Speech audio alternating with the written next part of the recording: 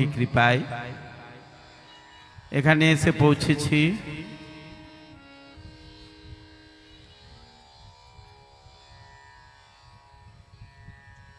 গুরু বৈষ্ণবের করুণায় আমরা জানতে পেরেছি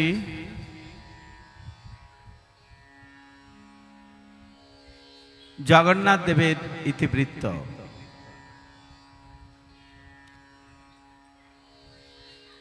জগন্নাথ দেবকে আমরা দারু মূর্তি রূপে দেখি, তাই তো?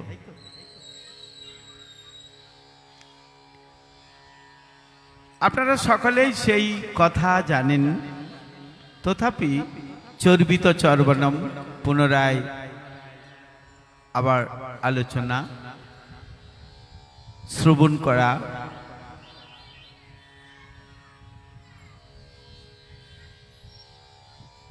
শোষাগরা পৃথিবীর সম্রাট ছিলেন ইন্দ্রদুম্ন মহারাজ। ইন্দ্রদুম্ন মহারাজ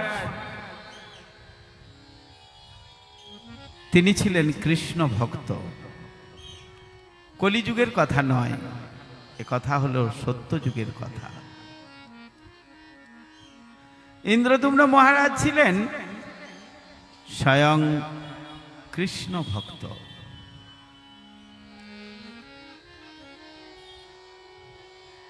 তিনি প্রতিদিন ভগবান শ্রী নারায়ণের কাছে প্রার্থনা করতেন।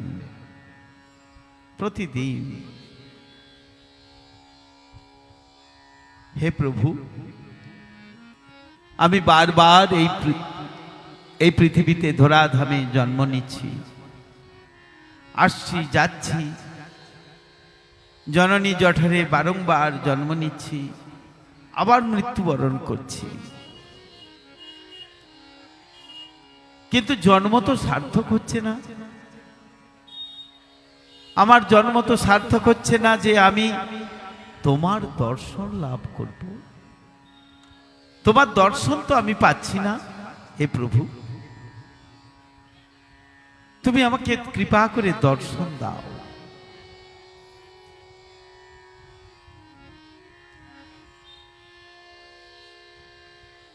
আমি বহু জনি ভ্রমণ করছি, বারংবার আসছি হে রাধারমণ, কিন্তু আমি তো তোমার দর্শন পাচ্ছি না প্রভু।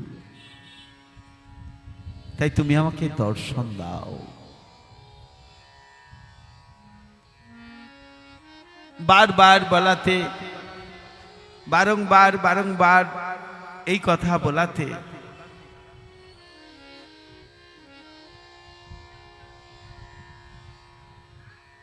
ভগবান চিন্তা করছেন, প্রেম বিনা দারিদ্র জীবন। আমি যদি আমার ভক্তকে প্রেম না দিই, তার জীবনটা বৃথা হয়ে যায়। তো তাহলে আমাকে তাকে প্রেম দিতে হবে।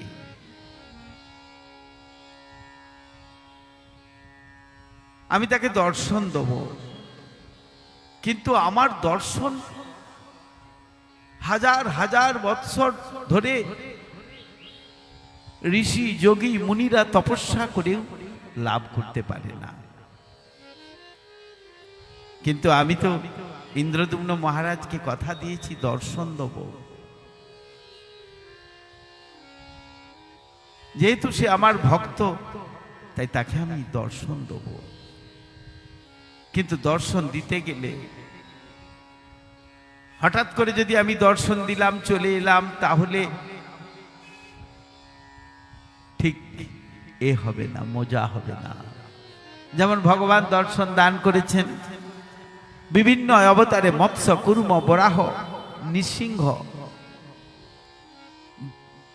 বামন, পরশুরাম বা ভিগুরাম, রাম রূপে, বলরাম রূপে, আবার বুদ্ধদেব রূপে, কল্কি রূপে তিনি বিভিন্নভাবে দর্শন দান করেছেন। কিন্তু একটা সিচুয়েশন সৃষ্টি করেছেন, করে তিনি দর্শন দান করেছেন, যেন প্রত্যেকটি জীব আমাকে বুঝতে পারে, আমার লীলাটাকে জানতে পারে। তাই তিনি দর্শন দান করবেন। ইন্দ্রদ্যুম্ন মহারাজকে তিনি স্বপ্নাদেশ করলেন।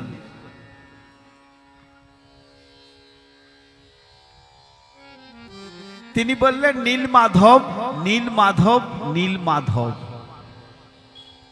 তিনি এই নীল মাধব, নীল মাধব, নীল মাধব এই তিনবার তিনি বললেন। যেমন ব্রহ্মাকে যখন ভগবান সৃষ্টি করেছিলেন,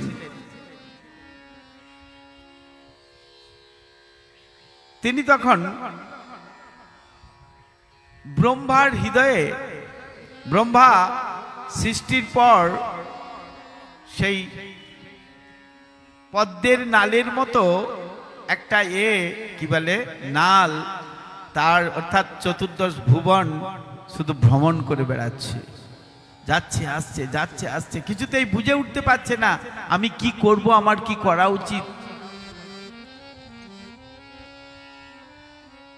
তখন ভগবান নিজেই বংশীর মাধ্যমে তার কর্ণে তপ তপ তপ, এবং কি বলে তপ করবে, তপ মানে তপস্যা, সেই মন্ত্রটিও কানে কানে দিয়ে দিলেন, দান করে দিলেন বাঁশির মাধ্যমে, বাঁশির সুরের মাধ্যমে। ঠিক সেরকম ইন্দ্রদ্যুম্ন মহারাজকে তিনি স্বপ্নাদেশ করলেন, নীল মাধব, নীল মাধব, নীল মাধব।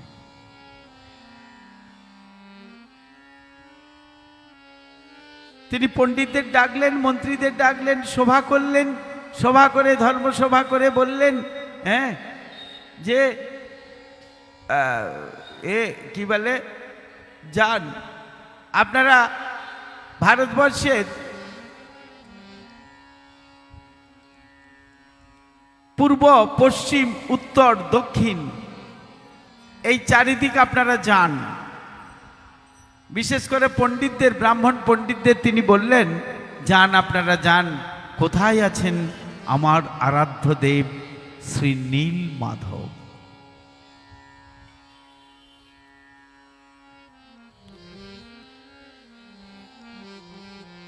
অ্যাকচুয়ালি নীল মাধব কথাটিরও একটি তাৎপর্য আছে।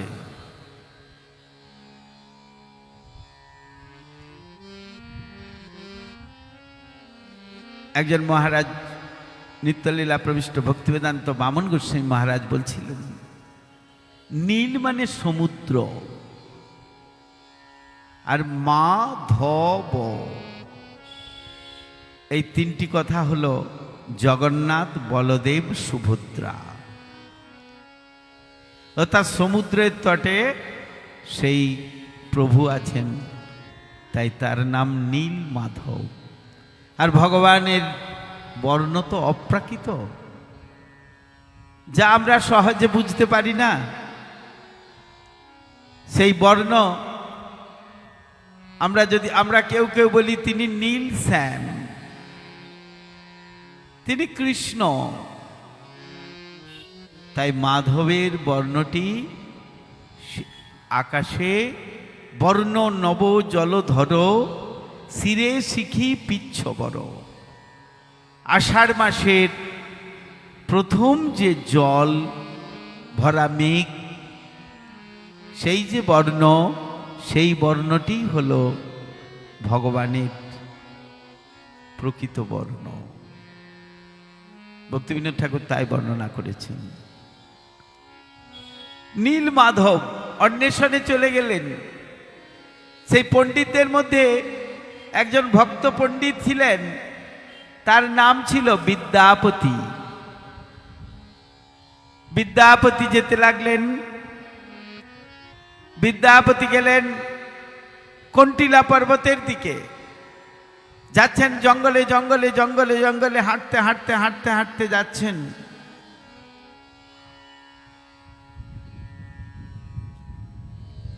যেতে যেতে সেই যেতে যেতে সেই জঙ্গলের একজন সর্দার, তখন জঙ্গলে অনেক, আমরা যেমন ইতিহাসে পড়েছি অনার্য আর্য ইত্যাদি ইত্যাদি অনেক পড়েছি, হ্যাঁ, সেই অনেক মানুষ বাস করত। তারা পশুকে বধ করে কাঠে কাঠে ঘষে, যেমন এখন হচ্ছে তারকেশ্বরে, বেনারস থেকে ব্রাহ্মণরা এসেছে, কাঠে কাঠে ঘষে আগুন জ্বালিয়ে যজ্ঞ হচ্ছে, কয়দিন ধরে, 7 দিন ধরে হচ্ছে। সেরকম কাঠে কাঠে ঘষে আগুন জ্বালিয়ে তারা ওই বন্য পশুকে বধ করে আর সেই মাংসকে ঝলসিয়ে অর্থাৎ পুড়িয়ে তারা সেই মাংসটা খেত, বনের ফল মূল আহরণ করে খেত। তাদের জাতির নাম ছিল শবর জাতি, আর সেই সর্দারের নাম ছিল বিশ্বাবসু। পথে যেতে যেতে পণ্ডিত প্রবর ভক্ত পণ্ডিত বিদ্যাপতির দেখা হয়ে গেল সেই বিশ্বাবসুর সাথে। অকস্মাৎ বিশ্বাবসুর সাথে যখন দেখা হলো, বিশ্বাবসু তাকে দেখে চমকে গেল। এত সুন্দর এই বনের মধ্যে, জঙ্গলের মধ্যে কোথায় ঘুরে বেড়াচ্ছে, কোথায় যাচ্ছ, এত সুন্দর দেখতে, কি অপূর্ব সুন্দর চেহারা।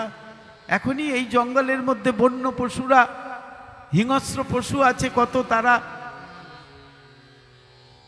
আক্রমণ করবে। আর বিদ্যাপতিও থমকে দাঁড়িয়ে গেল সেই বিশ্বাবসুকে দেখে। তার শরীর থেকে একটা সুন্দর গন্ধ আসছে। বনের মধ্যে, জঙ্গলের মধ্যে, অর্থাৎ গভীর অরণ্যের মধ্যে এইরকম একটা দেখতে মানুষ, জাতি মনে হচ্ছে শবর জাতি, খুবই নিম্ন জাতি, অথচ তার শরীর থেকে এত সুন্দর একটা গন্ধ আসছে, চন্দন, অগুরু, কর্পূর ইত্যাদি ইত্যাদি গন্ধ বের হচ্ছে তার শরীর থেকে। আশ্চর্য হয়ে গেল বিদ্যাপতি। তখন বিদ্যাপতি বললেন, তুমি কোথায় যাবে? তুমি চলো, আমার ঘরে থাকবে। তাদের সেই পাতা দেয়া ঘর, পাতা দিয়ে তারা ঘর বানিয়ে সেখানে থাকে। তিনি ছিলেন সেখানকার জঙ্গলের রাজা বলতে পারেন বা সর্দার বলতে পারেন। বিশ্বাবসু তাকে খুব সম্মান করে আনলেন, রাখলেন, ফল ইত্যাদি ইত্যাদি আহার করার জন্য দিলেন।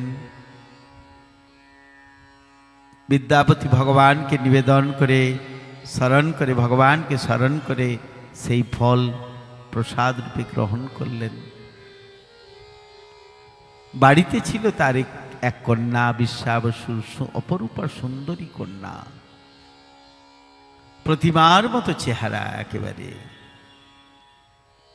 বিদ্যাপতির মন আকর্ষণ করল এবং বিদ্যাপতিকেও সেই কন্যা তার মনও আকর্ষণ করল। পিতাকে জানালে বা পিতা বুঝতে পারলে বিদ্যাপতির সাথে বিবাহ দিল বিশ্বাবসু সেই কন্যাকে। বিদ্যাপতি দেখেন, বিশ্বাবসু প্রতিদিন সকালবেলায় যান, একদম খুব সকালবেলায় চলে যান, আর ঠিক সন্ধ্যার পর ফেরেন। তার মনের মধ্যে এত আনন্দ আর এত সুন্দর তার দেহ থেকে গন্ধ ছুটে আসে, খুব আকর্ষিত হয়ে যায়। কৃষ্ণ কথাটির অর্থ হল সর্ব আকর্ষক, অল অ্যাট্রাক্টিভ। আর যারা কৃষ্ণের সেবক তারাও আকর্ষিত, দেখতে যেমনই হোক না। যদি কেউ ঊর্ধ্বপুণ্ড তিলক করে, পরিষ্কার পোশাক পরে যদি গোবিন্দের সেবা করে, তাকে যেই দেখবে সেই আকর্ষিত হয়ে যাবে। তাই বিশ্বাবসুকে দেখে বিদ্যাপতির মন চঞ্চল হলো। বিদ্যাপতি জিজ্ঞাসা করলেন পত্নীকে, তোমার পিতা কোথায় যায় প্রতিদিন? আমার পিতা প্রতিদিন নীলমাধবের সেবা করতে যায়। হ্যাঁ হ্যাঁ, নেন। নীলমাধবের সেবা করতে যায়। আমার পিতা প্রতিদিন নীলমাধবের সেবা করতে যায়। কোথায় আছেন সেই নীলমাধব? না কন্টিলা পর্বতে। কিন্তু এই কথা আমি যে তোমায় বললাম, এই কথা আমার পিতাকে বলবে না, তাহলে আমাকে কেটে দেবে, বধ করে দেবে। কাউকে বলা চলবে না বলেছেন।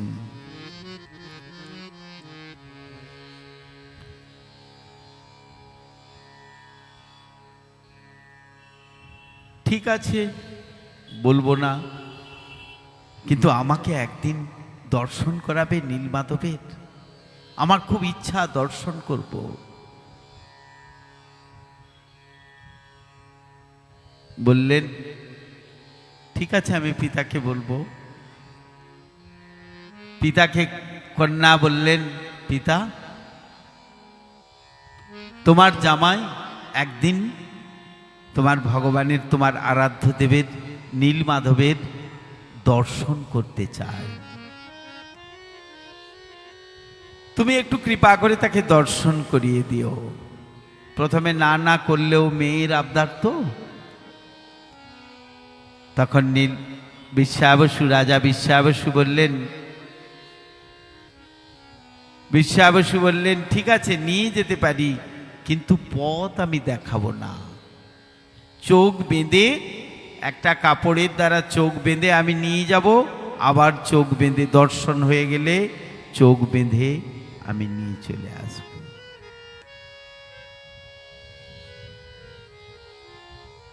বিদ্যাপতি রাজি হলেন, ঠিক আছে।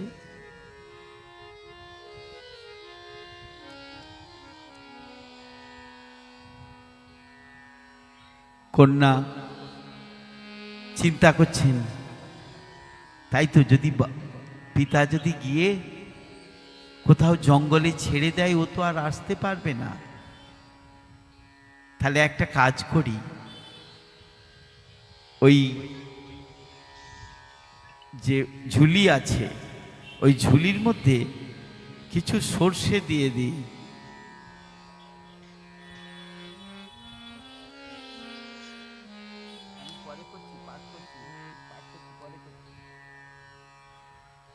আমি তাই কিছু দিয়ে দিই, এবং গোপনে বলে দিলেন যে আমি ওই ঝুলির মধ্যে কিছু সর্ষের দানা দিয়ে দিলাম।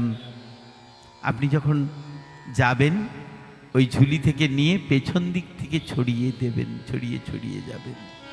পিতার মতলব তো বোঝা যায় না, কেন মন খারাপ করে আপনাকে নিয়ে যাচ্ছেন। চোখ বেঁধে দিয়ে হাত ধরে, বললেন আমাকে হাত ধরতে হবে না, আমি যেতে পারবো। আস্তে আস্তে আস্তে যাচ্ছেন, আর পেছন দিক দিয়ে একটু একটু করে সরিষার দানা ছড়িয়ে দিয়ে দিয়ে যাচ্ছেন। ওদিক দিয়ে গিয়েছেন, সেখানে সেই পর্বতের উপরে অনেক উঁচু, সেইখানে আছেন কে? নীলমাধব। প্রার্থনা করলেন, প্রণাম করলেন, সাষ্টাঙ্গে দণ্ডবৎ প্রণাম করলেন। প্রণাম করে বিদ্যাপতি প্রণাম করে অভিভূত হয়ে গেলেন। কি অপূর্ব রূপ, শঙ্খ চক্র গদাপদ্ম রূপ। এই প্রার্থনা করতে গেলে একটি প্রার্থনা গীত আছে ছোট্ট।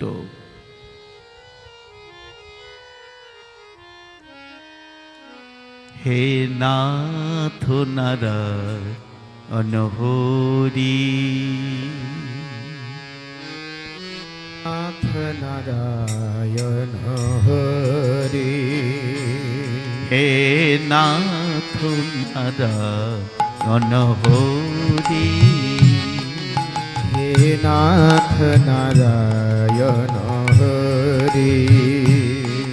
জয় গোপাল কৃষ্ণ মুরারি, জয় গোপাল কৃষ্ণ মুরারি, জয় গোপাল কৃষ্ণ মুরারি, জয় গোপাল কৃষ্ণ মুরারি। হে নাথ নারায়ণ হরি, হে নাথ নারায়ণ হরি, হে নাথ নারায়ণ হরি, হে নাথ নারায়ণ হরি। জয় গোপাল কৃষ্ণ মুরারি, জয় গোপাল কৃষ্ণ মুরারি, হে নাথ নারায়ণ হরি, হে নাথ নারায়ণ হরি। জয় যাদব মাধব মুকুন্দ, জয় যাদব মাধব মুকুন্দ, যাদব মাধব মুকুন্দ, জয় যাদব মাধব মুকুন্দ, কৃষ্ণ কেশব গোবিন্দ, কৃষ্ণ কেশব গোবিন্দ, কৃষ্ণ কেশব গোবিন্দ, জয় কৃষ্ণ কেশব গোবিন্দ, বাসুদেব গিরিধারী, বাসুদেব গিরিধারী, বাসুদেব গিরিধারী, বাসুদেব গিরিধারী। হে নাথ নারায়ণ হরি, হে নাথ নারায়ণ হরি, হে নাথ জগন্নাথ হরি, হে নাথ জগন্নাথ হরি, নাথ জগন্নাথ হরি, হে নাথ জগন্নাথ হরি। হরে কৃষ্ণ তুমি নিত্য নিরঞ্জন প্রভু, তুমি নিত্য নিরঞ্জন প্রভু, তুমি নিত্য নিরঞ্জন প্রভু, তুমি নিত্য নিরঞ্জন প্রভু, হে সত্য সনাতন বিভু, হে সত্য সনাতন বিভু, হে সত্য সনাতন বিভু, হে সত্য সনাতন বিভু, দীনবন্ধু দুঃখহারি, দীনবন্ধু দুঃখহারি, দীনবন্ধু দুঃখহারি, দীনবন্ধু দুঃখহারি, হে নাথ নারায়ণ হরি, হে নাথ নারায়ণ হরি, হে নাথ জগন্নাথ হরি, হে নাথ জগন্নাথ হরি। হরে কৃষ্ণ কৃষ্ণ কৃষ্ণ কৃষ্ণ হরে হরে, হরে রাম রাম রাম হরে হরে, হরে কৃষ্ণ কৃষ্ণ কৃষ্ণ হরে হরে হরে রাম হরে বলো বলো সকালে সকালে বলুন সকালে রাম রাম বললে হরে কোনো ক্ষতি হবে না। হরে হরে কৃষ্ণ কৃষ্ণ কৃষ্ণ হরে হরে হরে রাম রাম রাম হরে হরে হরে কৃষ্ণ কৃষ্ণ কৃষ্ণ কৃষ্ণ হরে হরে হরে রাম রাম রাম হরে হরে হরে কৃষ্ণ কৃষ্ণ কৃষ্ণ হরে হরে হরে রাম রাম রাম হরে হরে হরে কৃষ্ণ কৃষ্ণ হরি বল হরি বল হরি বল জয় জগন্নাথ স্বামী কি হরে রাম রাম রাম রাম হরে হরে হরে কৃষ্ণ কৃষ্ণ কৃষ্ণ কৃষ্ণ হরে হরে হরে রাম রাম রাম রাম হরে হরে হরে কৃষ্ণ কৃষ্ণ কৃষ্ণ কৃষ্ণ হরে হরে হরে রাম রাম রাম হরে হরে বলো নীলমাধব ভগবান কি জয়। জয় ওদিক দিয়ে নীলমাধবের দর্শন করে অভিভূত হয়ে গেছেন। বিগ্রহ রয়েছেন চতুর্ভুজ মূর্তি, আর বিদ্যাপতি দেখছেন স্বয়ং কৃষ্ণ। ওদিকে শঙ্খ চক্র গদা পদ্ম মূর্তি রয়েছেন, এদিকে তিনি দেখছেন কৃষ্ণ। গোবিন্দ গোপাল বনমালী দাঁড়িয়ে আছেন যেন ঠিক বংশী নিয়ে।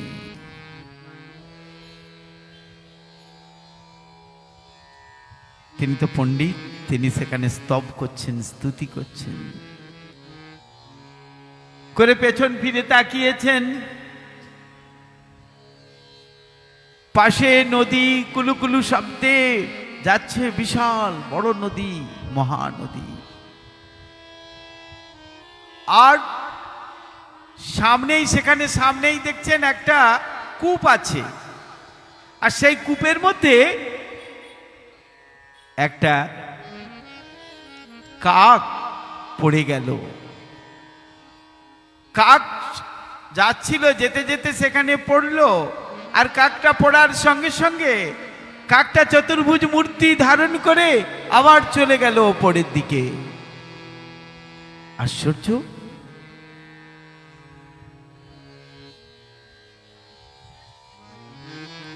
তখন বিদ্যাপতি ক্রন্দন করছেন, প্রভু তোমার দর্শন তো আমি পেলাম না, তাই আমি আর এই প্রাণ রাখবো না, আর আমিও তাহলে ওই কূপে ঝাঁপ দিলে আমিও ওই রূপ প্রাপ্ত হব।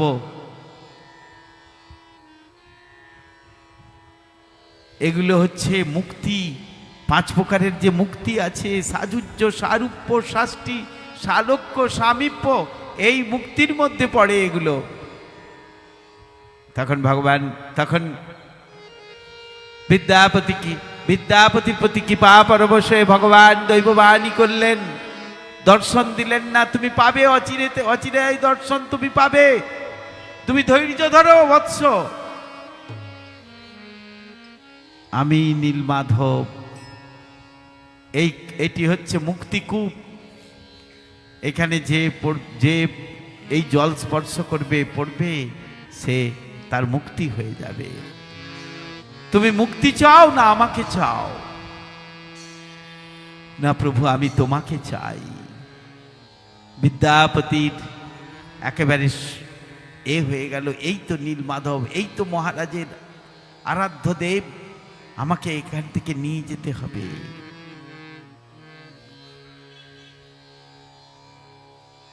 সেখানে বসে বিশ্বাবসু খুব সুন্দর করে ভগবানের সেবা করতে থাকলেন। বিশ্বাবসুকে জিজ্ঞাসা করলেন, আপনি এই বিগ্রহ পেয়েছেন কোথায়? এই এই এই যে সেবা করছেন পেয়েছেন কোথায়? বিশ্বাবসু তখন আনন্দে বলতে লাগলেন, আমি এখানে এসেছিলাম শিকার করার জন্য, আর শিকার করতে করতে আমি দেখতে পেলাম, আমি একটা খুব সুন্দর গন্ধ পেলাম, যে গন্ধটা কোনোদিন কোথাও পাই নাই, এত অপূর্ব গন্ধ। সেই গন্ধ কোথা থেকে আসছে সেই খোঁজ করতে করতে আমি চারিদিক তাকিয়ে দেখতে দেখতে দেখতে দেখতে দেখলাম যে একটা অপূর্ব সুন্দর পদ্ম ফুলের মতো জিনিস ভেসে যাচ্ছে, অপূর্ব সুন্দর জিনিস। আর মনে হচ্ছে যেন তার থেকে এই গন্ধটা আসছে। আমি যখন একটা কি বলে ওটাকে, কি বলে, আঁকড়ো না কি বলে, আঁকড়ি, হ্যাঁ, একটা বড় বাঁশ দিয়ে আমি যখন একটা দিয়ে তখন দেখলাম, হ্যাঁ, আকশি দিয়ে দেখলাম, সেটা করলাম, অমনি একটা তার থেকে অপূর্ব সুন্দর গন্ধ আসছে সেই জল থেকে। আমার আকর্ষণ বৃদ্ধি হলো। আমি যত সেই দিকে নেবে যেতে যেতে লাগলাম, সেটি যেন আস্তে আস্তে চলে যেতে লাগলো।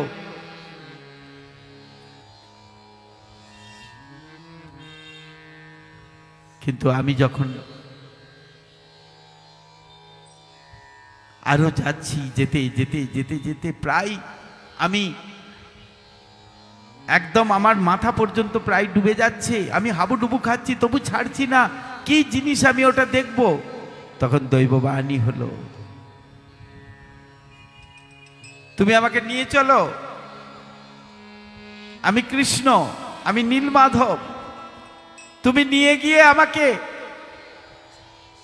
ওই কন্টিলা পর্বতের ওপরে, পর্বতের উচ্চ শিখরে তুমি রাখবে, এবং সেখানে তুমি আমার প্রতিদিন সেবা পূজা করবে। আজ থেকে তুমি আর কোনো পশু পাখি বধ করবে না। ভগবানের সেবক হতে গেলে এই সমস্তগুলো বাদ দিতে হবে। এই যে পশু বধ বা ইত্যাদি ইত্যাদি বধ, এগুলোকে বাদ দিতে হবে। ভগবান নিজ মুখে বলেছেন তুমি এগুলোকে বাদ দেবে, বাদ দিয়ে তুমি আমাকে সেবা পূজা করবে প্রতিদিন, তোমার আহারের কোনো চিন্তা হবে না। তিনি যেই সেইটির মধ্যে হাত দিলেন, অমনি এক অপূর্ব আলো তার থেকে হতে লাগলো। আর হয়ে গিয়ে তিনি যখন সেই দুই হাত দিয়ে উপরে নিয়ে এলেন, আর নিয়ে আসতেই যখন রাখলেন একটি পাথরের উপর বেদি করে সেখানে রাখলেন, আর রাখার সঙ্গে সঙ্গে এক অপূর্ব মূর্তি ধারণ করলো, শঙ্খ চক্র গদা পদ্মধারী মূর্তি। একদিকে লক্ষ্মী দেবী সেবা করছেন, একদিকে সরস্বতী দেবী সেবা করছেন, আরো ভক্তগণ সেবা করছেন। সেই শ্রী বিগ্রহ দর্শন হলো এবং খুব মনের আনন্দ হলো। আর মনের আনন্দে সেবা করতে লাগলেন। বন থেকে ফুল ফল ইত্যাদি ইত্যাদি তুলে এনে চন্দন ঘষে, হ্যাঁ, চরণে তুলসী চন্দন দিয়ে, আর সেবা করলেন কিসের দ্বারা? ভক্তির দিয়ে।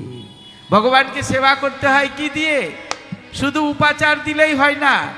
আমি লুচি মিষ্টি মিষ্টান্ন পুষ্পান্ন পরমান্ন অনেক দিলাম, বাট উইদাউট ডিভোশন নাই, ভক্তি নাই। ভক্তি না থাকলে ভগবান সেবা গ্রহণ করেন না। কি বলেছেন? পত্রং পুষ্পং ফলম তয়ম যো মে ভক্তা প্রযচ্ছতি। ভক্তা মানে ভক্ত। কিসের দ্বারা? ভক্তির দ্বারা। ভক্ত কি করেন? ভক্তির দ্বারা ভগবানের সেবা করেন। ভক্তি দিয়ে ভগবানের সেবা, প্রীতি দিয়ে ভগবানের সেবা করেন। প্রীতি ছাড়া ভগবানের সেবা হয় না। প্রীতি ছাড়া আমরা দেখছি, বাড়ি বাড়ি যাই তো দেখি একটা করে খুব সুন্দর গোপাল সাজিয়ে রেখেছে, টেবিলে, সিংহাসনে, আলমারিতে খুব সুন্দর গোপাল সাজিয়ে রেখেছে। আত্মীয়রা আসলে দেখছে, কোনো বিবাহ বাড়ি, কোনো একটা অনুষ্ঠান বাড়িতে হলে সবাই আসে, দেখে গোপালকে মাঝখানে নিয়ে চলে গেলেন। কিন্তু গোপাল এলেই হবে না। গোপাল যেগুলো বলেছেন, নো ইলিসিট সেক্স, অবৈধ সঙ্গ করো না, অমেত্য খাবার খেও না। গোপালের সেবা করলেই তো হবে না, অমেত্য খাবার খেও না, কোন রকম কোন নেশা, এবং নট ইভেন টি কফি, চা কফি পর্যন্ত নয়। তারপর কি? কোন রকম দ্রুত ক্রীড়া করা চলবে না, তাসপাশা, জুয়া ইত্যাদি ইত্যাদি। কোনো নেশা করা চলবে না, নো ইনটক্সিকেশন। শুধু গোপালের পূজা করলেই হবে না, বাড়িতে রাখলাম, পূজা করলাম, ব্যাস আমি একটু পূজা করছি। আবার অনেকে আছেন, হ্যাঁ, বেড়াতে যাচ্ছে, কুলুমালানি বেড়াতে গিয়েছে, আচ্ছা আপনার গোপাল না, আমি চেষ্টা করছিলাম মন্দিরে রাখবার, মন্দিরে তো রাখা যাচ্ছে না, তাই সময় হলো না আমার, আমি আলমারিতে রেখে আর কিছু ওই নুকুলদানা আর ওই কিশমিশ কাজু টাজু দিয়ে আমি গঙ্গা জল একটা বোতল রেখে দিয়েছি, দিয়ে আমি চলে গিয়েছিলাম। ও গোপাল তার নিজের মতো খাচ্ছে যাচ্ছে। এরকম করা যাবে না। গোপাল বিগ্রহ, প্রতিমা নহ তুমি, সাক্ষাৎ ব্রজেন্দ্র নন্দন। প্রতিমা নহ তুমি, সাক্ষাৎ ব্রজেন্দ্র নন্দন। তো ভগবান এইভাবে দেখিয়েছেন, সেইখানে খুব সুন্দর করে সেবা করছেন। কে না? সেই জঙ্গলের রাজা বিশ্বাবসু। বিশ্বাবসু সেবা করতে করতে এদিকে বিদ্যাপতি যখন দেখলেন, আর বিদ্যাপতি দেখার পর বলছেন, বিদ্যাপতি একটু অভিনয় করলেন, ফিরে এলেন ঠিকই, কিন্তু অভিনয় করলেন কার সঙ্গে? স্ত্রীর সঙ্গে, স্ত্রী আর শ্বশুর মশাইয়ের সঙ্গে। বলছেন অনেকদিন বাড়ি থেকে এসেছি তো, তাই আমার মনটা খুব খারাপ বাড়ির জন্য। সবার হয় না, বাড়ির জন্য মন খারাপ একটা তো হবেই, স্বাভাবিক। তাই আমার মা বাবার জন্য ভীষণ মন খারাপ। কি করছেন? বৃদ্ধ হয়েছেন তারা, তাই আমি একটু যাব, আমাকে যাবার একটু অনুমতি দেন, আমি আবার আসব। ঠিক আছে। অনেক কান্নাকাটি করলেন পত্নী, তার সঙ্গে কিছু খাবার টাবার দিলেন, অনেক কিছু দিলেন, দিয়ে আর তিনি চলে গেলেন। কোথায় যাচ্ছেন?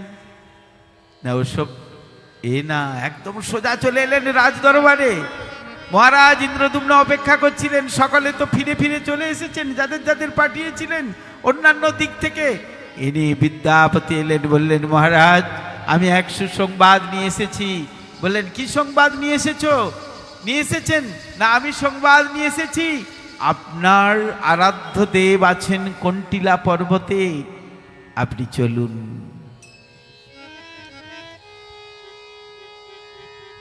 কন্টিলা পর্বতে? হ্যাঁ, জঙ্গলে একজন সর্দার আছে, নাম তার বিশ্বাবসু। সেই বিশ্বাবসু সেখানে পূজা করে নীলমাধবের।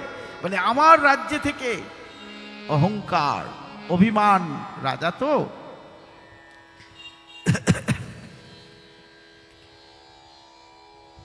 ভক্ত যেমন ডাকেন ভগবানকে, কি করে ডাকেন? তার নাম ধরে ডাকেন, তার নাম বলে ডাকেন। নাম মানে নম ধাতু থেকে নাম এসেছে কথাটা। নাম বলে ডাকেন, নাম মানে নামিয়ে আনা। ডাকা মানে তাকে নামিয়ে আনা। একজনকে আপনি ডাকছেন, কতক্ষণ তিনি থাকবেন? প্রতিদিন ফোনে ডাকছেন, ভাই একবার এসো আমার বাড়িতে, এসো আমার বাড়িতে এসো। প্রতিদিন যদি ডাকেন আপনি, তাহলে তার কি মনে হবে, ঠিক আছে একদিন যাই। যেমন নামিয়ে আনা তিনি যেমন নেবে আসেন। আর ভক্তকে কি করতে হয়? ভক্তকেও নেবে যেতে হয়। কোথায়? দীনতা, অহংকার থেকে একদম দূরে সরে গিয়ে, অভিমান থেকে দূরে সরে গিয়ে, অনর্থগুলোকে দূরে সরিয়ে দিয়ে নেমে আসতে হয় দীনতায়। তবেই তো তিনি ভক্ত, তবে ভগবান ফির আসবেন। কিন্তু রাজামশাই কি করে এলেন? রাজামশাই এলেন অহংকারের সাথে, অনেক সৈন্য সামন্ত নিয়ে চারিদিক কন্টিলা পর্বত ঘিরে দিলেন। ঘিরে দিয়ে তিনি দর্পের সঙ্গে বিশ্বাবসু রাজাকে অ্যারেস্ট করলেন। বিশ্বাবসুকে অ্যারেস্ট করলেন।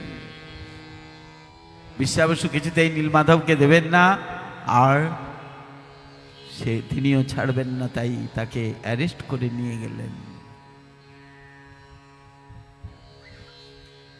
ভগবান স্বপ্নাদেশ করলেন ইন্দ্রদুম্ন মহারাজকে, মহারাজ তুমি ভুল করেছ। বিশ্বাবসু আমার পরম ভক্ত,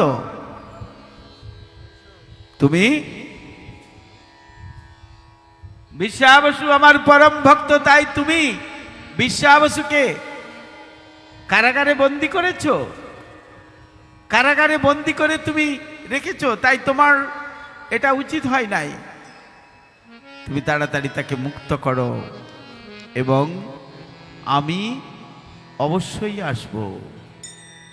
কি করে তুমি আমার দর্শন পাবে? তুমি নিয়ে আসবে আমাকে কোথা থেকে?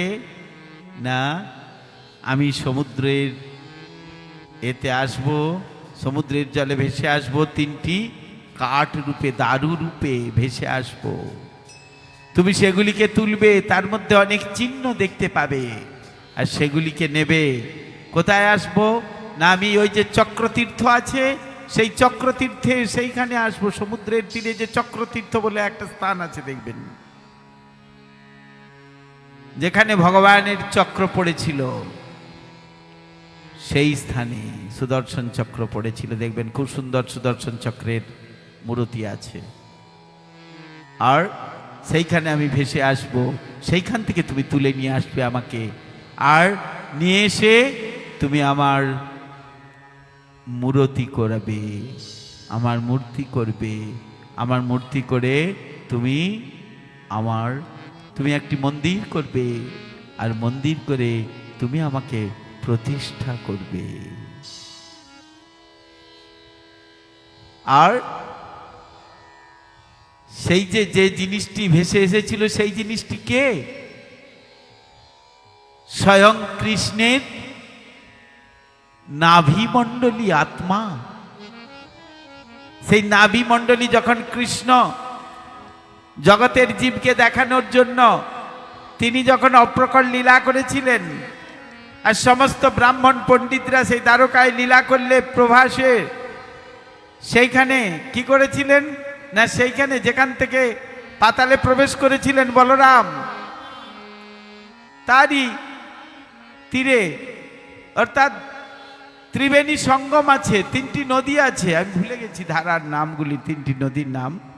ত্রিবেণী সঙ্গম, সেই ত্রিবেণী সঙ্গমের তীরে সেইখানে তাকে সৎকার করছিলেন। কত বৎসর ধরে একভাবে, কয়েকশো বৎসর ধরে একভাবে, বাংলা কথায় বলতে গেলে চিতা জ্বলছিল, কিন্তু নাভিমণ্ডলটি আর কিছুতেই হচ্ছে না, পোড়ানো যাচ্ছে না। তখন ব্রাহ্মণরা একটি সভা বসালেন।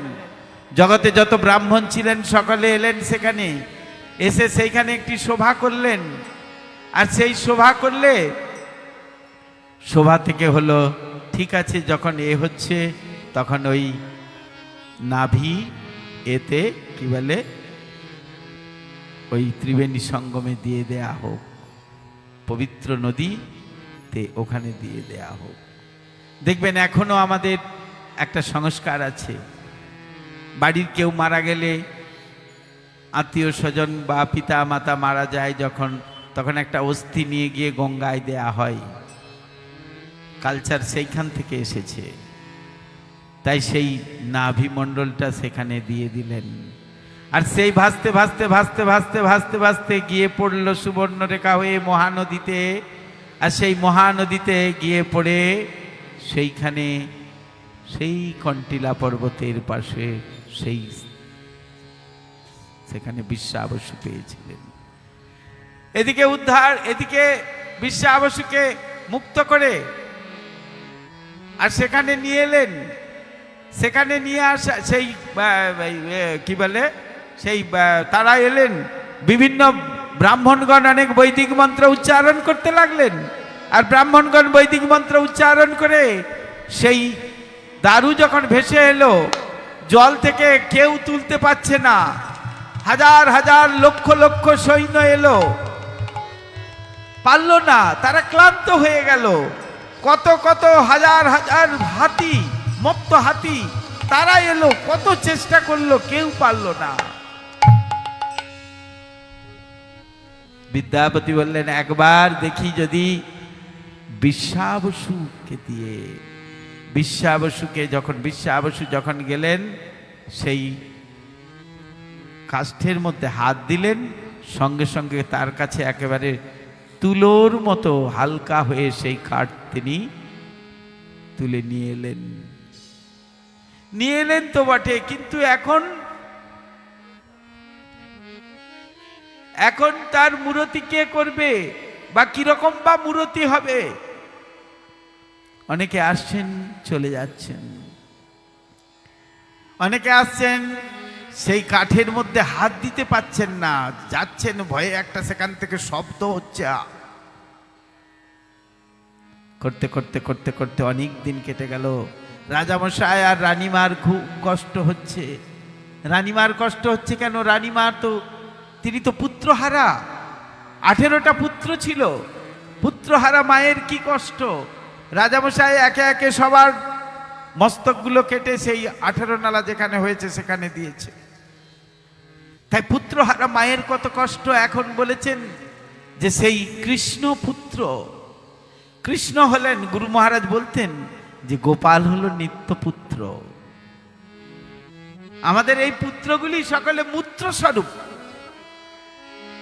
আর গোপাল হচ্ছেন নিত্যপুত্র, গোবিন্দ হচ্ছেন নিত্যপুত্র। তার কারণ আমরা জানি, শ্রী চৈতন্য চরিতামৃততে দেখেছি, যখন গোবিন্দ ঘোষ ঠাকুরের পুত্রটি দেহ রাখলেন, তিনি খুব ক্রন্দন করছিলেন। ভগবান স্বয়ং গোবিন্দ তার শ্রাদ্ধ করেছেন, গলাতে ওই যে চাবিকাঠি ঝুলিয়ে তিনি রেখেছিলেন এবং তার শ্রাদ্ধ করেছিলেন। আজও সেই শ্রাদ্ধের কাজ হয় অগ্রদ্বীপে। আপনারা যাবেন, গেলে দর্শন করবেন গোপীনাথের শ্রীপাদ। ভগবান প্রমাণ করে দিচ্ছেন। তাই সেই মায়ের কি কষ্ট, তা কষ্টটা মিটবে কোথায়, নিবারণ হবে কি করে যদি গোবিন্দের সেবা করে? তাই তিনি চিন্তা করছেন কিভাবে সেই মূর্তি হবে। তাই তখন চিন্তা করতে করতে খুব প্রার্থনা করছেন ভগবানের কাছে। আর ভগবান বিশ্বকর্মাকে পাঠিয়েছেন, যাও। গিয়ে কি করলেন না, একটি বৃদ্ধ ব্রাহ্মণের বেশে এসে বললেন, আমি এই মূর্তি তৈরি করতে পারবো, কিন্তু একটি ঘরের মধ্যে ঘর বন্ধ করে রাখবো 21 দিন। এই যতদিন না আমি খুলছি ততদিন কেউ যেন আমাকে বিরক্ত না করে বা দরজায় শব্দ না করে, কেউ যেন না যায়। 3 সপ্তাহ 21 দিন ব্যাপী ঠক ঠাক ঠক ঠাক করে ভেতর থেকে আওয়াজ আসছিল, শব্দ আসছিল, কিন্তু এখন আর কোনো শব্দ আসছে না। 3 সপ্তাহ হয়ে গেছে, কোনো শব্দ পাচ্ছে না। তাই শব্দ না পাওয়াতে রানীমা অধৈর্য হয়ে গেছেন। রানীমা অধৈর্য হয়ে গেলে, রানীমা যখন অধৈর্য হয়ে গেছেন, রাজামশাই বাধ্য আর সেই দরজা জোর করে খুলতে গেলেন। আর খুলতে গিয়ে দর্শন করলেন সেই অপূর্ব পদ্মমুখ মূরতি রূপ। কি সুন্দর রূপ! এই যে ইন্দ্রেশ উপাধ্যায় একটা গান করেছে না, জগন্নাথ চকানয়ন নীলাচল বাড়ি, হচ্ছে তো এখন সব সময় শুনতে পাওয়া যাচ্ছে। তু না সামালে তো কোন সামালে, তুমি যদি আমাকে না সামলাও, তুমি যদি আমাকে না দেখো, কে দেখবে আমাদের? হ্যাঁ, তো সেই জগন্নাথ দেব এত বড় বড় গোল গোল আখি, এই গোল গোল আখি এত বড়, কত ভগবানের কত বিগ্রহ আছেন, এত বড় গোল গোল আখি কারো নাই। তিনি ভক্তদের দর্শন দিচ্ছেন, দর্শন করছেন ভক্তদিকে, হ্যাঁ, কৃপা করার জন্য তিনি এত বড় বড় নয়ন নিয়ে আছেন। মুখমণ্ডল যেন পদ্মমুখ, যেন পদ্ম ফুলের মতো, কি অপূর্ব রূপ! ইন্দ্রদ্যুম্ন মহারাজ তিনি অভিভূত হয়ে গেলেন দর্শন করে। ব্রহ্মাজি এলেন, মন্দির প্রতিষ্ঠা হলো, সেখানে মন্দির হয়েছে সমুদ্রের তীরে, বিশাল বিশ্বকর্মার দ্বারায় এক রাত্রে মন্দির হয়েছে। কি অপূর্ব বিশাল মন্দির, যেখানে কোনো রড নাই, কিছু নাই। আমরা যদি বলি সাধারণ কথায়, এরকম মন্দির তো কেউ করতেই পারবে না। আর সেইখানে প্রতিষ্ঠা হবেন স্বয়ং ভগবান। ভগবান প্রতিষ্ঠিত হচ্ছেন, ব্রহ্মাজি এসেছেন, ব্রহ্মাজি পৌরোহিত্য করছেন। আর ব্রহ্মাজি পৌরোহিত্য করার পর ভোগ নিবেদন করার সময় ভগবান দৈববাণী করলেন যে ওই বিশ্বাবসু আমার সেবা করবে। হ্যাঁ, নীলমাধব থেকে, সেই কন্টিলা পর্বত থেকে সেই নিয়ে এলেন, আত্মাটি নিয়ে এলেন, নিয়ে এসে দিলেন, ব্রহ্মাজি ভেতরে প্রতিষ্ঠা করলেন। ওই যে নবকলেবর হয় না, সেই বস্তু আছেন ভেতরে, বস্তুকে দেন ভেতরে। হ্যাঁ, প্রতিমা নহ তুমি সাক্ষাৎ ব্রজেন্দ্র নন্দন, দারু মূর্তি নয়, তিনি সাক্ষাৎ কৃষ্ণ। আর সেই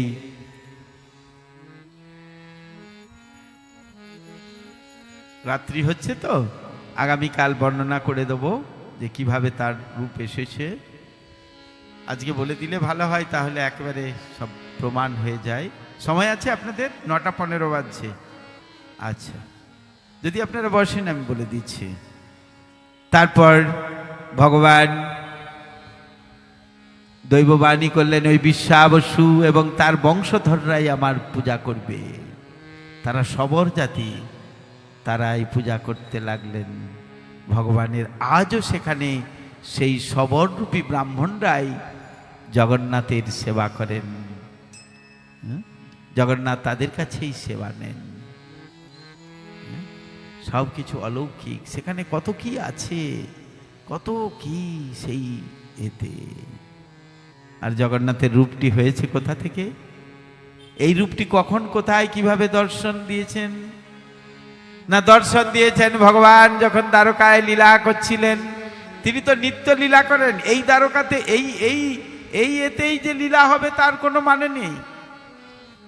তিনি যখন লীলা করছেন, লীলা করতে করতে আর একদিন রোহিণী মায়ের কাছে 16,108 মহিষী গিয়ে বারংবার বলেন, মা আপনি তো বৃন্দাবনে ছিলেন, আচ্ছা আমাদের প্রতি তো কোনো ধ্যান নেই, তোমাদের ছেলের কৃষ্ণের কি করে না? যখন আমরা যখন প্রসাদ দিই তখন বলেন রাধে রাধে রাধে রাধে রাধে, রাধা মন্ত্র জপ করে, রাধে রাধে নাম জপ করে।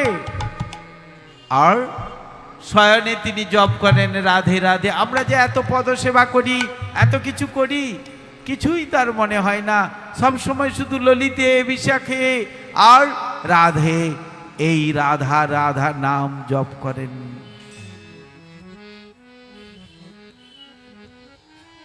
আচ্ছা, আপনি একটু আমাকে আমাদের বৃন্দাবনে তিনি কি কি লীলা করছিলেন, কি কি করেছেন, অর্থাৎ তার পাস্ট টাইমস একটু আমাদের বর্ণনা করবেন। বললেন, দেখো তোমরা তো বলছো কিন্তু আমি বলতে পারবো সব, আমি অনেক লীলাই জানি, কিন্তু আমি যে বলবো কৃষ্ণ যখন আসবেন, বলরাম যখন আসবেন, তাদের লীলা কথা যদি বলতে থাকি তাহলে তারা শুনলে তারা লজ্জা পাবে। বললেন ঠিক আছে, আপনারা যেমন এখন ফ্ল্যাটে ফ্ল্যাটে অ্যাপার্টমেন্টে কি করেছেন, কমিউনিটি হল করেছেন না, সেই রকম রাজাদের ব্যাপার তো, তাদের বিশাল বিশাল হল আছে, কমিউনিটি হল। সেই হলের মধ্যে গিয়ে আর গোপনে বলে, এইসব কথা গোপনে বলতে হবে, ভাগবত কথা গোপনে বলতে হবে, ভগবানের কথা গোপনে বলতে হবে। তাই কি করলেন না, সমস্ত বন্ধ করে আর গোপনে বলছেন। আর ভেট এই দ্বারকা থেকে ভেট দ্বারকা সমুদ্র পার হয়ে তো কৃষ্ণ আসতেন। তাই কৃষ্ণ যখন কৃষ্ণ চলে এসেছেন, দ্বারে কে আছে দাঁড়ি না, মাঝে মাঝে দরজা খুলে দেখছেন সুভদ্রা দেবী যে আসছেন কিনা, ওনারা চলে আসছেন কিনা দেখছেন। তখন দেখতে দেখতে এই যে মুখ বাড়িয়ে দেখছেন, আরে ওদিকে কৃষ্ণ কথা বলছেন, তো সকলে একেবারে জমে গিয়েছেন, সকলে একবারে আনন্দে আত্মহারা হয়ে গিয়েছেন। আর এদিক দিয়ে কৃষ্ণ আর বলরাম কখন চলে এসেছেন তারা কেউ জানে না। তারা বলে কি হচ্ছে শুনি, আর শুনতে গিয়েছেন তাদের যেন হাত পা একেবারে কিরকম হয়ে গেছে, হাতগুলো বাড়িয়ে আছেন কাকে, রাধারানীকে আলিঙ্গন করার জন্য, ভক্তদেরকে আলিঙ্গন করার জন্য হাত বাড়িয়ে আছেন সেই কৃষ্ণ। আর চোখগুলো যেন বড় বড় অভিভূত হয়ে গেছে। কারো কাছে যদি গুণ প্রশংসা করা হয় তার কি হয়, আনন্দে আনন্দে আত্মহারা হয়ে প্রেমময় মূরতি হয়ে গেছে, একেবারে চোখ বড় বড় হয়ে গেছে, সব ঢুকে গেছে। আর কৃষ্ণকে দেখে বলরামও এরকম হয়ে গেছে, কি হয়ে গেল। আর সুভদ্রা যখন তাকে এরকম করে দরজা খুলে দেখতে গিয়েছে আসছে কিনা, আর দেখতে গিয়ে দেখে যে তারা দাঁড়িয়ে আছে, সেই রূপ দেখে তিনিও ওই রকম হয়ে গেছেন। আর এই রূপ দর্শন করেছিলেন স্বয়ং দেবর্ষি নারদ। আর দেবর্ষি নারদ যখন দর্শন করেছেন, আর দর্শন করে যখন তারা যখন হয়েছেন, স্তম্ভিত হয়েছেন, ফিরে এসেছেন পুনরায় রূপে, বললেন প্রভু এই অপরূপ রূপ কখন দর্শন দেবেন। বললেন দর্শন দেব ইন্দ্রদ্যুম্ন মহারাজ যখন রাজত্ব করবেন, ঠিক সেই সময় আমি দর্শন দেব, তিনি আমাকে প্রতিষ্ঠা করবেন। কোথায় না নীলাচলে, আমি নীলাদ্রি শেখর নামে সেখানে পরিচিত হব।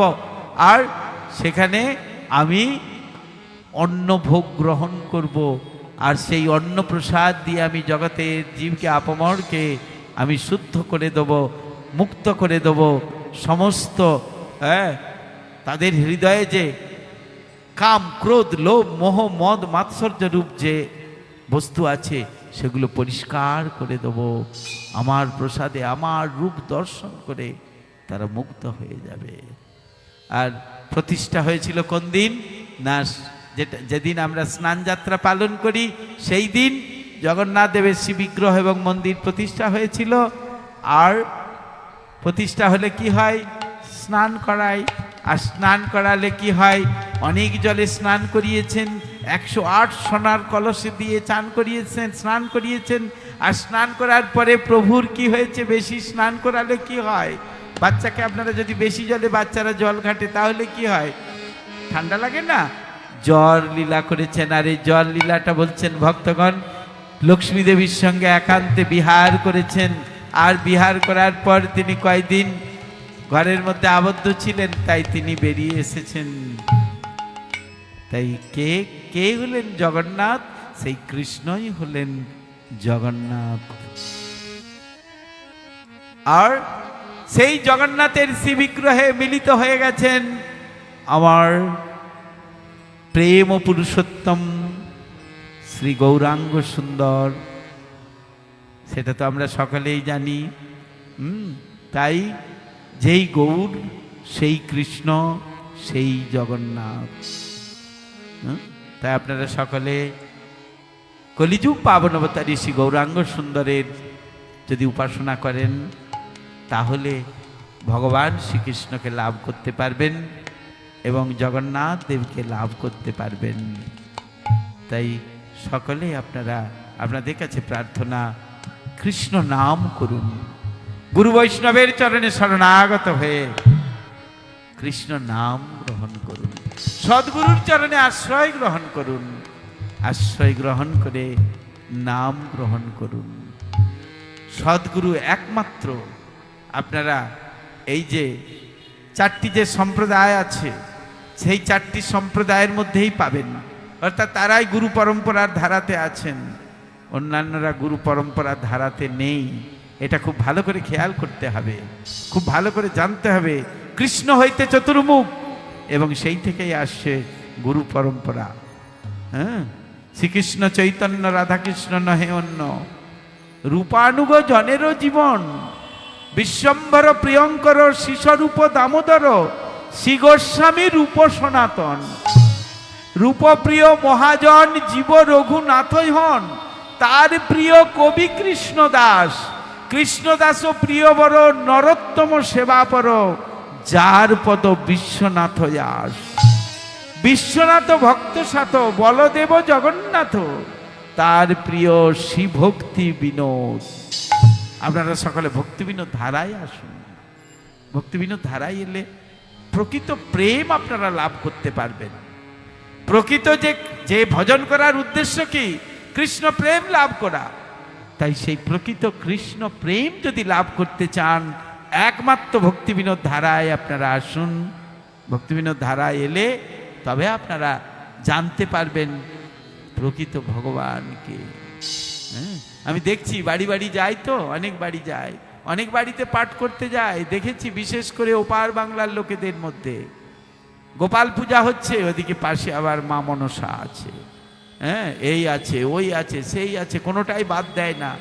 কিন্তু কৃষ্ণ একেলা ঈশ্বর কৃষ্ণ, আর সব ভৃত্য, আর সব ভৃত্য। এসব করে কিছু লাভ হবে না।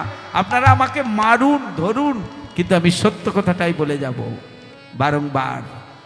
হ্যাঁ, বলে আপনাদের গৌড়ীয় মঠে ভক্ত হয় না কেন, গৌড়ীয় ধারায় বেশি ভক্ত হয় না কেন? এই অমুক বা অমুক গোসাইয়ের এই অমুক অমুক এত এত এত এত শিষ্য।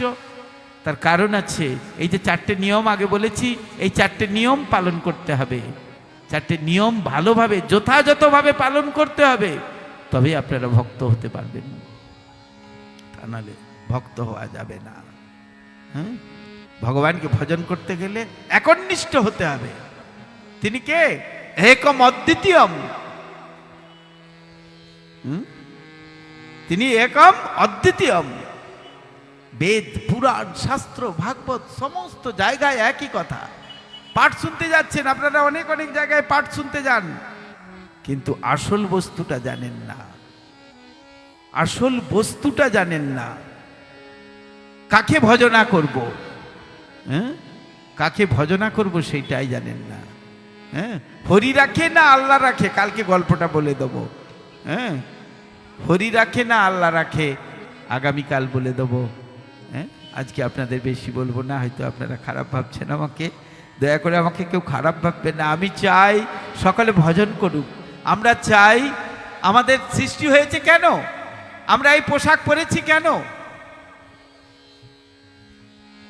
আমরা কি জন্য পোশাক পরেছি? যাতে আপনাদের আশীর্বাদে, আপনারা আমাদের পিতামাতা স্বরূপ, আপনাদের আশীর্বাদ মাথায় নিয়ে যেন আমরা ভজন করতে পারি।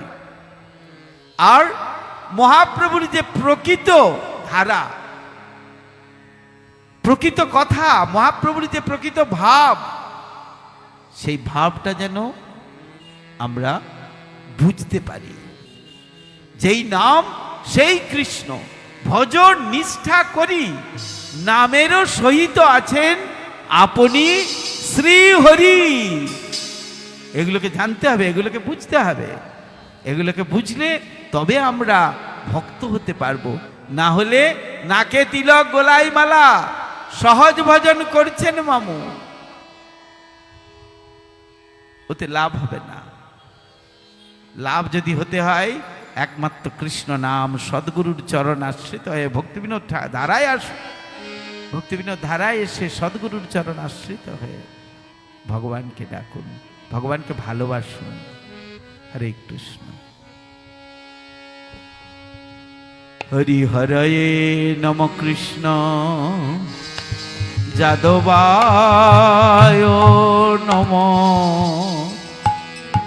যাদবায় মাধবায় কেশবায় নম।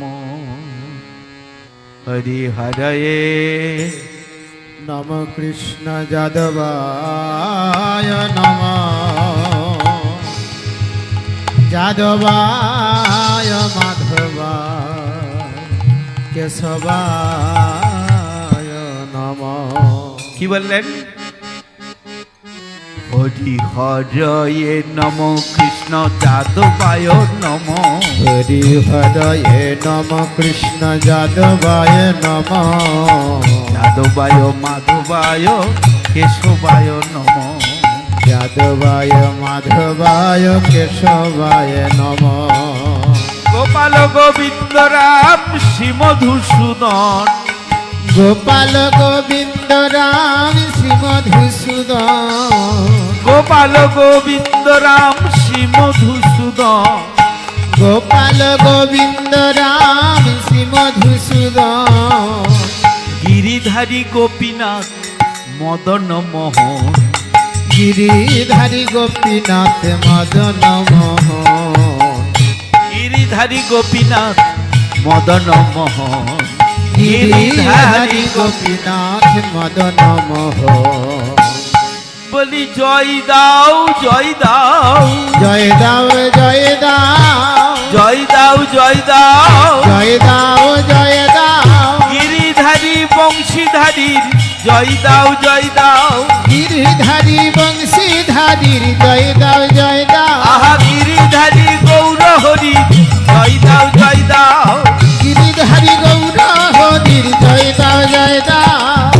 কেন জয় দেবে? জয় দিলে জয়ী হবে, জয় দাও জয় দাও। জয় দিলে জয়ী হবে, জয় দাও জয় দাও, জয় দিলে জয়ী হবে, জয় দাও জয় দাও। জয় দিলে জয়ী হবে, জয় দাও জয় দাও। শ্রী চৈতন্য নিত্যানন্দ শ্রী অদ্বৈত সীতা, শ্রী চৈতন্য নিত্যানন্দ শ্রী অদ্বৈত সীতা, হরি গুরু বৈষ্ণব ভাগবত গীতা, হরি গুরু বৈষ্ণব ভাগবত গীতা, আর শ্রীরূপ শ্রী সনাতন ভট্ট রঘুনাথ, শ্রীরূপ শ্রী সনাতন ভট্ট রঘুনাথ, শ্রীজীব গোপাল ভট্ট দাস রঘুনাথ, শ্রীজীবী গোপাল ভট্ট দাস রঘুনাথ, শ্রীজীব গোপাল ভট্ট দাস রঘুনাথ। শ্রীজীবী গোপাল ভট্ট দাস রঘুনাথ। এই ছয় গোসাই করি চরণ বন্দন, এই ছয় গোসাইর করি চরণ বন্দন, যাহা হইতে বিঘ্ন নাশ অভীষ্ট পূরণ। যাহা হইতে বিঘ্ন নাশ অভীষ্ট পূরণ। এই ছয় গোসাই যার মুই তার দাস, এই ছয় গোসাই যার মুই তার দাস, তার সবার পদরেণু মোর পঞ্চগ্রাস, সবার পদরেণু মোর পঞ্চগ্রাস। তাদের চরণ সেবী ভক্ত শোনেবার, তাদের চরণ সেবী ভক্ত শোনেবার, ও তাদের চরণ সেবী ভক্ত শোনেবার। তাদের চরণ সেবী ভক্ত শোনেবার। জনমে জনমে হয় এই অভিলাষ, জনমে জনমে হয় এই অভিলাষ, জনমে জনমে হয় এই অভিলাষ। জনমে জনমে হয় এই অভিলাষ। এই ছয় গোসাই যবে ব্রজে কইলেন বাস, এই ছয় গোসাই যাবে ব্রজ কইলেন বাস, এই ছয় গোসাই যবে ব্রজে কইলেন বাস। এই ছয় গোসাই যাবে ব্রজ কইলেন বাস। ব্রজে রাধা কৃষ্ণ নিত্য লীলা করিলেন প্রকাশ। যে রাধা কৃষ্ণ নিত্য লীলা করিলেন প্রকাশ। ব্রজে রাধা কৃষ্ণ নিত্য লীলা করিলেন প্রকাশ। যে রাধা কৃষ্ণ নিত্য লীলা করিলেন প্রকাশ। মনের আনন্দে বল হরি ভজ বৃন্দাবন। মনের আনন্দে ভজ বৃন্দাবন। আনন্দে বল হরি ভজ বৃন্দাবন। মনের আনন্দে বল হরি ভজ বৃন্দাবন। শ্রী গুরু বৈষ্ণব পদে মজাইয়া মন। শ্রী গুরু বৈষ্ণব পদে মজাইয়া মন। শ্রী গুরু বৈষ্ণব পদে মজাইয়া মন। শ্রী গুরু বৈষ্ণব পদে মজাইয়া মন। শ্রী গুরু বৈষ্ণব পাদ পদ্ম করিয়া। শ্রী গুরু বৈষ্ণব পদ পদ্ম করিয়া। শ্রী গুরু বৈষ্ণব পাদ পদ্ম করিয়া। শ্রী গুরু বৈষ্ণব পদ পদ্ম করিয়া। হরি নাম সংকীর্তন কহে নরোত্তম দাস। হরি নাম সংকীর্তন কহে নরোত্তম দাস। হরি নাম সংকীর্তন কহে নরোত্তম দাস। হরি নাম সংকীর্তন কহে নরোত্তম দাস। নরোত্তম দাস কহে কাঁদিয়া কাঁদিয়া। নরোত্তম দাস কহে কাঁদিয়া কাঁদিয়া। এই নরোত্তম দাস কহে কাঁদিয়া কাঁদিয়া। নরোত্তম দাস কহে কাঁদিয়া কাঁদিয়া। আমার প্রাণ যেন যাই নিতাই গৌরাঙ্গ বলিয়া। হরি বল হরি বল। যায় নিতাই গৌরাঙ্গ বলিয়া। আমার প্রাণ যেন যাই হরে কৃষ্ণ বলিয়া। আমার প্রাণ যেন যায় হরে কৃষ্ণ বলিয়া। হরে কৃষ্ণ কৃষ্ণ কৃষ্ণ হরে হরে। হরে রাম রাম রাম হরে হরে। হরে কৃষ্ণ হরে কৃষ্ণ কৃষ্ণ কৃষ্ণ হরে হরে। হরে রাম রাম রাম হরে হরে। হরে কৃষ্ণ কৃষ্ণ কৃষ্ণ কৃষ্ণ হরে হরে। হরে রাম রাম রাম হরে হরে। হরে কৃষ্ণ হরে কৃষ্ণ কৃষ্ণ কৃষ্ণ হরে হরে। হরে রাম রাম রাম হরে হরে। ও নিতাই গৌরাঙ্গ নিতাই গৌরাঙ্গ। নিতাই গৌরাঙ্গ নিতাই গৌরাঙ্গ। ও নিতাই গৌরাঙ্গ নিতাই গৌরাঙ্গ। নিতাই গৌরাঙ্গ নিতাই গৌরাঙ্গ। ও নিতাই নিতাই নিতাই নিতাই নিতাই গৌরাঙ্গ। নিতাই নিতাই নিতাই নিতাই নিতাই গৌরাঙ্গ। ও নিতাই নিতাই নিতাই নিতাই নিতাই গৌরাঙ্গ।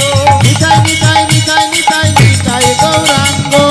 জয় সচিনন্দন গৌর হরি। জয় সতী নন্দন গৌর হরি। ও নদিয়া বিহারি হরি গৌর হরি।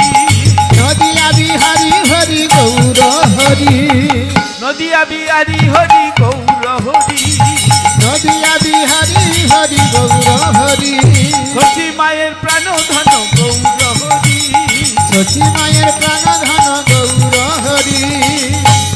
জয় জগন্নাথ জয় জগন্নাথ জয় জগন্নাথ স্বামী জয় জগন্নাথ। জয় জগন্নাথ জয় জগন্নাথ জয় জগন্নাথ স্বামী জয় জগন্নাথ। ও জয় জগন্নাথ জয় জগন্নাথ জয় জগন্নাথ স্বামী জয় জগন্নাথ।